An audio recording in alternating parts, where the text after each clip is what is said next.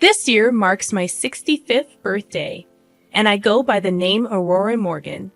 Currently, I reside with my retired husband, a kind and caring man with whom I've shared a long and supportive companionship.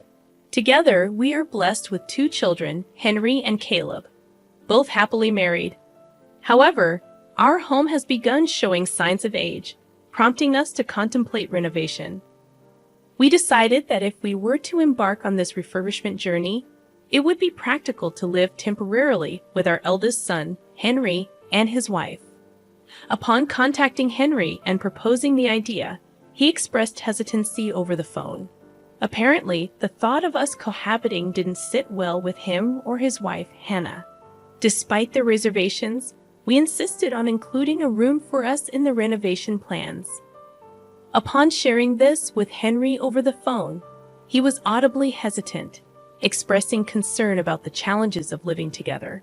Hannah, his wife, vehemently opposed the idea.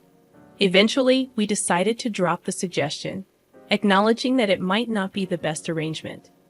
Following this conversation, I shared the details with my husband, who remained optimistic. Despite our eldest son's reservations, he suggested renovating our home to make it more suitable for our elderly years, creating a barrier-free environment where we could live comfortably, just the two of us. Several months later, our home was transformed according to our specifications. It became a barrier-free residence, ensuring our comfort and convenience in our later years. Eventually, we invited both our sons and their wives for a gathering. Skylar, our younger son's considerate wife, arrived first, expressing her appreciation for our cooking and offering her assistance in the kitchen. However, when Henry and Hannah arrived, their attitudes were less than pleasant. They made themselves at home on the sofa, demanding tea as if they were the hosts. Despite their disrespectful behavior, we tried to maintain a peaceful atmosphere. During the meal, Henry, appearing irritated, broached the subject we had gathered to discuss. As he spoke, he dropped a bombshell, a recent lung cancer diagnosis. While Caleb and Skylar were visibly shocked, Henry and Hannah's expressions remained unchanged. As the gravity of the situation sank in, Caleb inquired about the current status of the cancer diagnosis, his voice trembling with concern. The response was delivered calmly, leaving us all to contemplate the challenges that lay ahead in the coming weeks. I faced the harsh reality of being admitted to the hospital, knowing that cancer had already spread throughout my body. The doctors, with somber expressions, delivered the devastating news. I had only 6 months left to live. As Skylar tried to hold back tears, I bit my lower lip. Henry, seemingly detached, remarked about my aging as if it were happening to someone else. Hannah nonchalantly responded, "Well, you can't beat age, can you? My uncle died suddenly from stomach cancer." Their callous statements infuriated me, and I couldn't help but raise my voice, urging them to stop. Skylar and Caleb attempted to calm the situation, assuring that they would take care of Mom in my absence. As the eldest son and his wife appeared preoccupied with their phones, seemingly indifferent to the gravity of the situation, my spouse, with a calm demeanor, requested our children to look after Aurora in the coming months. Caleb and Skylar reassured us, but the eldest son and his wife barely acknowledged the request. The meeting concluded after lunch, and I walked outside to bid farewell to Caleb and Skylar, as Henry and Hannah had hurriedly departed. Despite the difficult circumstances, Caleb encouraged me to keep going, assuring their continued support. However, there was an unspoken tension between us and the eldest son's family. The following week, I opted for palliative care over surgery and chemotherapy, leading to my admission to the hospice. Caleb and Skylar diligently accompanied me every day, providing transportation and nursing care. Unfortunately, the eldest son and his wife never visited, even as my health deteriorated over 5 months. Fearing for my life, I implored my eldest son and his wife to attend, but their dissatisfaction was apparent. During their brief visit, Henry showed no compassion, avoiding any interaction with me. In less than 10 minutes, they hastily left, citing work commitments. After they departed, I noticed Hannah had forgotten her jacket. As I tried to return it, I overheard their callous conversation in the corridor. Hannah questioned the fate of the inheritance, while Henry grinned at the prospect of financial gain from the house refurbishment. Their focus was on the potential windfall rather than the imminent loss. Unable to bear the heartlessness of their conversation, I returned to the patient room. 2 weeks later, my husband passed away suddenly, leaving behind a family marked by indifference and greed. I'm up beside my husband for an extended period, finding solace in Caleb and his wife, Skylar, who were there to console me. With their support, I managed to assume the role of the primary mourner and successfully led the funeral proceedings. After the funeral, when only close relatives remained, Henry couldn't contain himself any longer and spoke up about our father's inheritance. He seemed impatient, asking about his thoughts on the matter immediately. Caleb promptly reprimanded him, but Henry, dismissing the notion of the younger son having a say, insisted on discussing the inheritance right away. Exhausted, I exhaled a sigh and suggested we address the inheritance matter the following week. The eldest son and his wife sneered at the idea but quickly left for the day. The next week, both couples gathered at our house to discuss the inheritance. I made an announcement, stating that our father's inheritance amounted to $20,000. Henry seemed taken aback, and despite my calm explanation, he questioned the figure. I handed him a large envelope containing all the necessary documentation and asked him to review it. The expressions on Henry and Hannah's faces changed dramatically after scanning the documents. As they realized that the inheritance was indeed $20,000, Henry voiced his dissatisfaction, suggesting it was too little. Caleb interjected, proposing they should also obtain the house.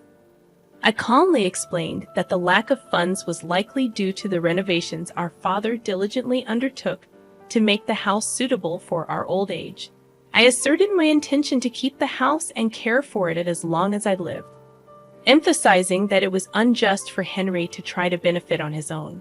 Henry looked intense, as if ready to confront me, but Caleb intervened, holding him back. Caleb reminded Henry of our father's concern for me until the end.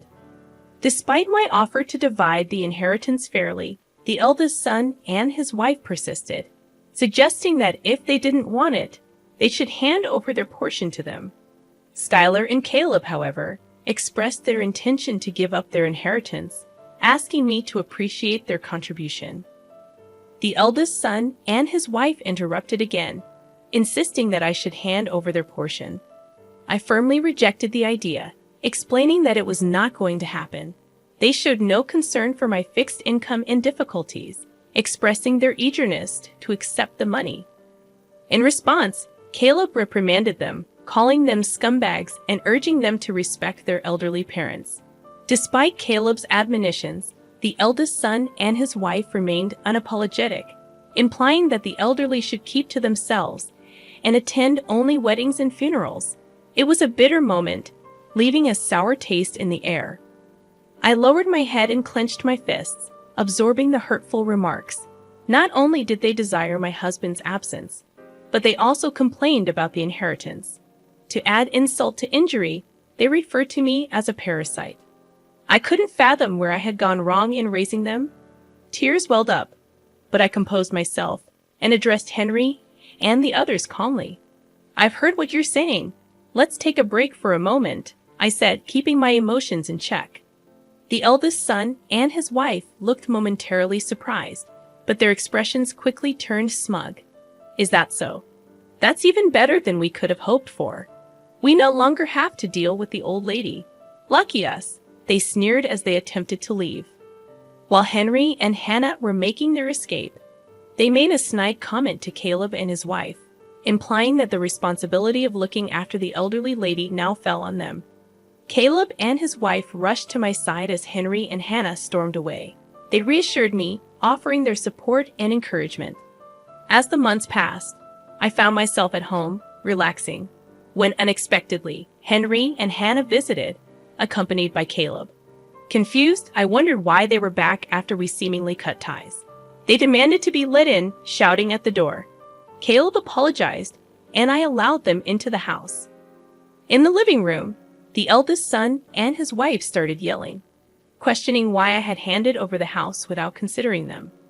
I calmly explained that Caleb expressed his desire to keep the house, preserving his father's memories. The eldest son and his wife appeared surprised, and I clarified that Caleb and Skylar had been immensely supportive. Henry, still bewildered, asked for clarification. I glanced at the eldest son's wife, who seemed ready to explode, and explained that I had decided to hand over the house because Caleb and Skylar had shown dedication and assistance. Expressing gratitude, I smiled warmly at Caleb and Skylar, thanking them for their unwavering support.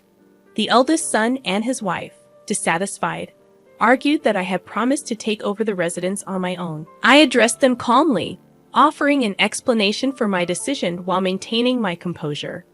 I considered giving it to you if you could respect both your father's and my wishes. Additionally, I've started receiving rental revenue. To the surprised eldest son, I sighed and explained gently, "Remember last year when my father, your grandfather, passed away? Caleb attended the funeral, but you claimed you couldn't because you were too far away. Well, your grandfather was a landlord with various properties and apartments. I finally received my inheritance and started earning rental income." The eldest son and his wife were thunderstruck. "No one informed us about this," they exclaimed. I calmly continued, "I've been earning roughly $2 million every year. It's simple to offer my son and his wife a home." The eldest son and his wife abruptly stood up, insisting that if it's about this, they should care as well. "Why should I give assets to someone who called me a parasite?" I asserted emphatically. "You're the ones who told me not to interfere with your life, right? So there you have it. Please don't leech off of me if you're going to label me a parasite." The eldest son and his wife appeared at a loss for words as I pointed to the door. "Isn't it true that our conversation is over? Please excuse yourself," I asserted. The eldest son pleaded, but I refused, urging them to leave. "Please pay attention to what I'm saying," he implored, grabbing my arm. I stared at him coldly, denying any excuse for him to call me mom. "Can you also offer us a house or money?" "We have a problem," begged the eldest son's wife loudly. I looked at them both and responded, "Are you in trouble? What exactly do you mean?" The eldest son spoke tentatively, admitting they spent recklessly, expecting their dad's fortune and accumulating debt. I yanked the eldest son's arm away and scolded him. "Unbelievable. I never expected you to do something so dumb. You sow the seeds with your own deeds, so deal with the consequences." "Mom, that is simply excessive." I addressed their frustrated faces and announced, "I'll begin transferring assets to Caleb through lifelong contributions from now on. I'm not going to pay you a single cent because I've severed relations with you. Please do not bother me again." Caleb stood up, supporting his promise that they should leave. The eldest son and his wife left, seemingly deflated. Caleb massaged my back as I recovered my breath. Subsequently, the eldest son and his wife allegedly borrowed more money, leading to bankruptcy. Their future seems bleak, with disputes in their flat at night. As for me, I handed over the house to Caleb and purchased an assisted living apartment nearby. Caleb and his wife visit frequently, and a cute grandson was recently born. Moving forward, I aim to treasure each day while cultivating a positive relationship with my second true family. That is my future strategy.